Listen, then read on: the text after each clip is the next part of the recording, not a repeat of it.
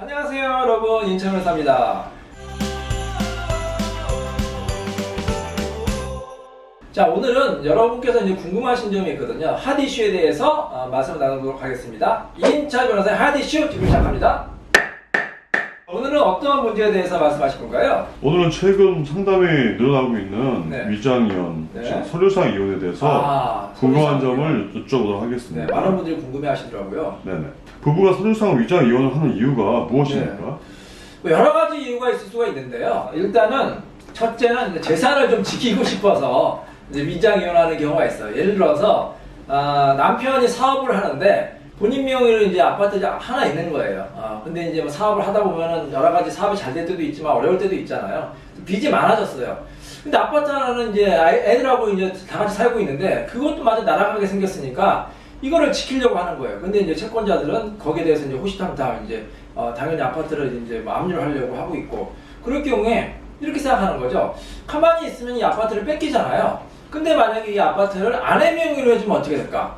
아내 명의로 하면 채권자가 건들 수 없잖아요, 원칙적으로. 그래서 그렇죠. 네. 마지막 남은 이 아파트 전 재산을 아내 앞으로 돌려주고 이혼하면서 위자료와 재산분할을 주고 싶다. 그렇게 이제 이혼을 원하는 사람이 있어요. 자, 여러분은 어떻게 생각하시나요? 이렇게 이혼하면서 하나 남은 재산을 아내한테 준다, 남편이. 괜찮을까요?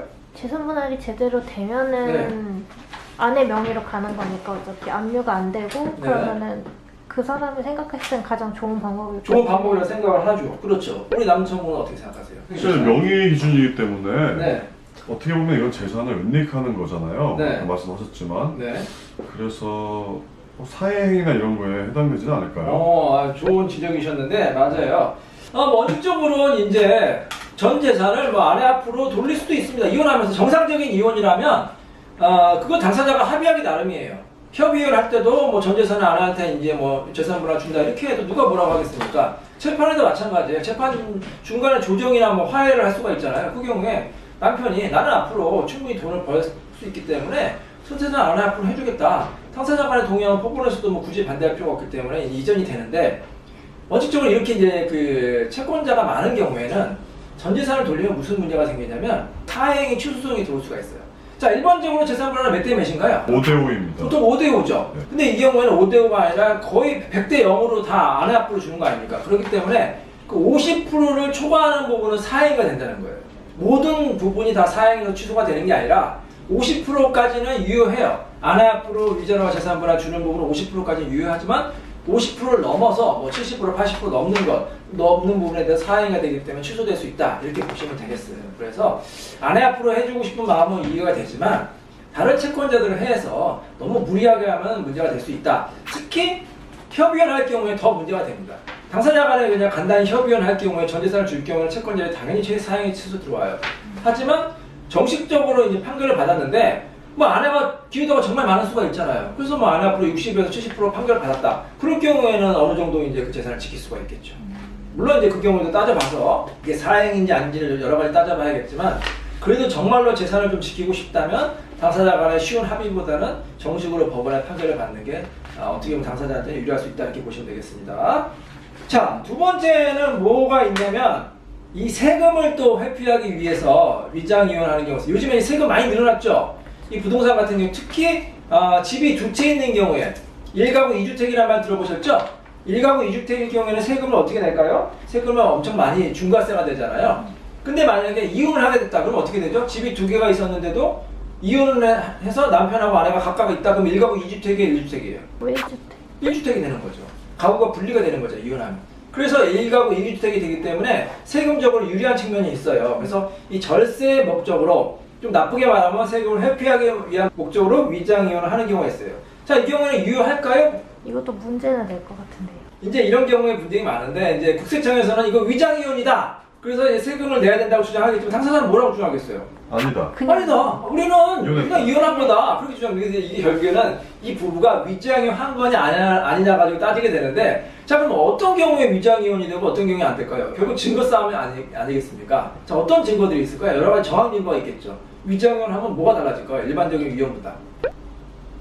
보통 이혼은 부부가 사이가 좋아서요, 나빠서요? 나빠서. 당연히 나빠서 하죠. 그리고 나쁘기 때문에 이제 거의 볼 일 없죠. 만남이기 때문에 따로 살고 왕래도 안 하는 게 일반적인 경우잖아요. 네. 자, 근데 위장이혼은 부부가 사이가 나쁜 거예요, 좋은 거예요? 좋은데 그냥. 사이가 좋은데 여러 가지 이유 때문에 위장이혼 하는 거지 않습니까? 그렇기 때문에 부부가 보통은 같이 삽니다. 같이 살죠. 따로 살아도 자주 왔다 갔다 해요. 그래서 여행도 가고 그런단 말이에요. 그걸 국세청에서 이제 감시를 한단 말이에요. 어찌됐건 그렇게 부부가 이혼했는데도 불구하고 계속 한 집에서 살고 뭐 서로 이제 너무 사이가 좋다 그러면 이제 이게 위장이혼이 걸릴 수가 있기 때문에 조심하셔야 되는 거예요. 실제로 이런 사건이 있었는데요. 양도세가 이제 7억 원 정도가 나왔대요. 굉장히 많이 나온 거죠, 세금이. 많이 7억 내려니까 좀 아깝잖아요. 그래서 7억 원이 어떤 뭐 예금이 있었던 것 같아요. 이 예금을 다 현금으로 인출해가지고 아내한테 줬어요. 그리고 이제 부부가 이 위장이혼하고 같이 한 집에 살았어요. 근데 그게 이제 국세청에서 발각이 된 거예요. 그래서 국세청에서 어느 날 그 집에 이제 급습을 합니다. 급습을 하니까 부부가 같이 이제 있었을 거 아니에요. 같이 있으니까 이제 이 부부 위장이혼이다. 그래서 이제 부부가 또 막 황급히 막 현금을 감췄을 거 아닙니까? 그걸 또 이제 적발을 되는데 어디가 감췄냐면 인형 밑에다 감췄대요. 인형 밑에가 급하니까. 그것도 이제 단속이 됐고 했는데. 자, 어찌됐건 이렇게 세금을 회피하기 위한 위장이혼은 원칙적으로 안 되는 거고 걸릴 경우에는 더 많은 세금을 추징당할 수 있다 이렇게 보시면 되겠습니다. 자, 셋째는 언제 위장이혼을 하냐면 여러분 그 아파트 청약이라는 거 들어보셨죠? 아파트 청약하면은 이제 뭐 로또 청약이라고 하잖아요. 그래서 아파트 청약에 유리하게 하기 위해서 위장이혼을 하는 경우가 있어요. 실제로 이런 경우가 있었는데 신도시에서 이제 아파트 청약을 받기 위해서 한 부부가 결혼했다, 이혼했다, 결혼했다, 이혼했다 이게 반복을 한 거예요. 그래서 이 결국 나중에 이혼한 다음에 아파트 청약에서 됐거든요.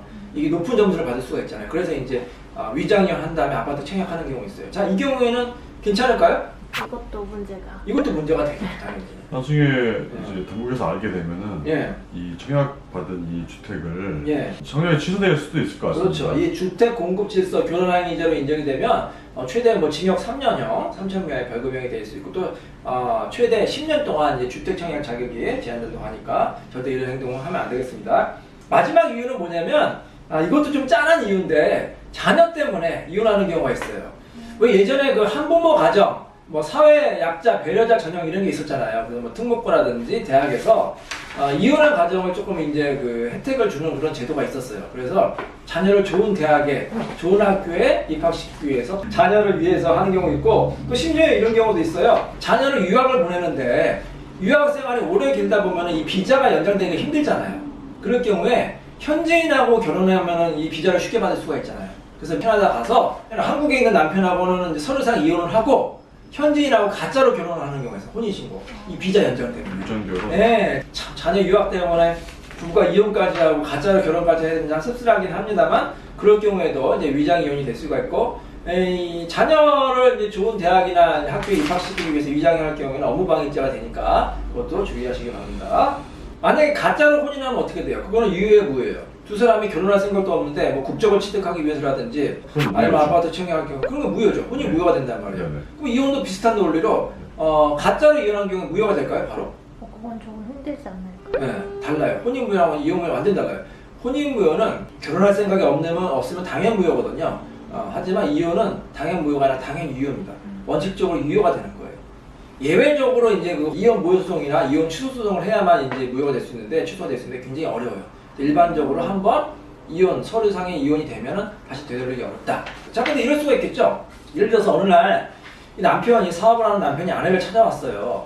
사업이 어렵다고 해서 이 당신 앞으로 좀 재산을 지키기 위해서 서류상만 이혼해달라. 가끔 이렇게 건의하는 경우가 있잖아요. 아내가 처음에 놀랬겠죠. 안 된다고 하는데 남편이 지금 너무 다급한 상황이니까 빨리 이혼해달라고 하는 거예요.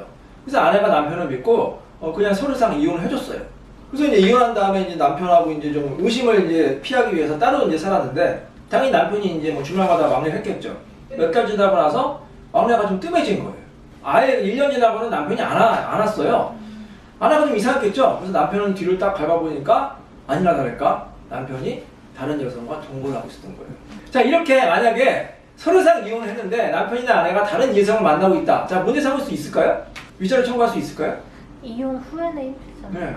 그렇죠. 이혼 후에는 그 사람이 누굴 만나도 그거 어떻게 상관하겠어요. 아내가 아무리 이거 위장이혼이다 서류상 이혼이라고 주장해봐야 그 입증이 안 되면은 그 인정이 안 되는 거예요.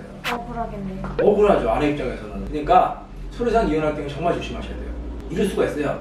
처음부터 남편이나 아내가 다른 이성이 있었는데 그걸 속이고 상대방한테 속이고 이혼을 이제 원하는 경우도 있고 아니면 정말로 뭐 이혼할 때는 뭐 그런 게 없었는데 이혼하고 나니까 다른 이성이 생길 수가 있고 이 사람이라는 게 이 마음이 또 이제 왔다 갔다 해서 이게 법률상의 이제 그 혼인 상태냐 이혼 상태에 따라서 이게 달라진다고 해요.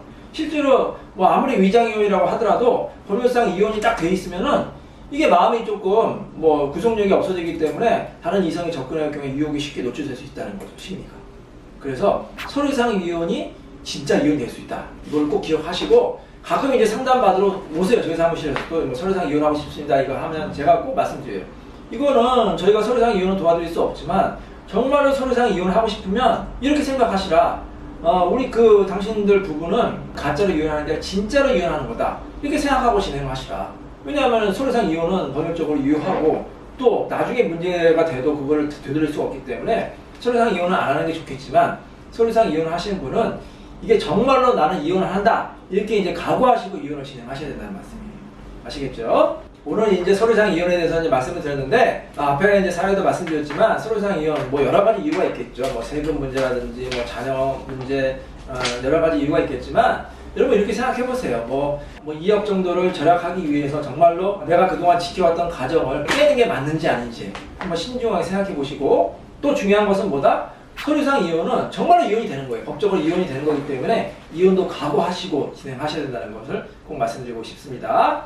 자, 오늘 이인철의 핫 이슈 여기서 마치도록 하겠습니다. 감사합니다.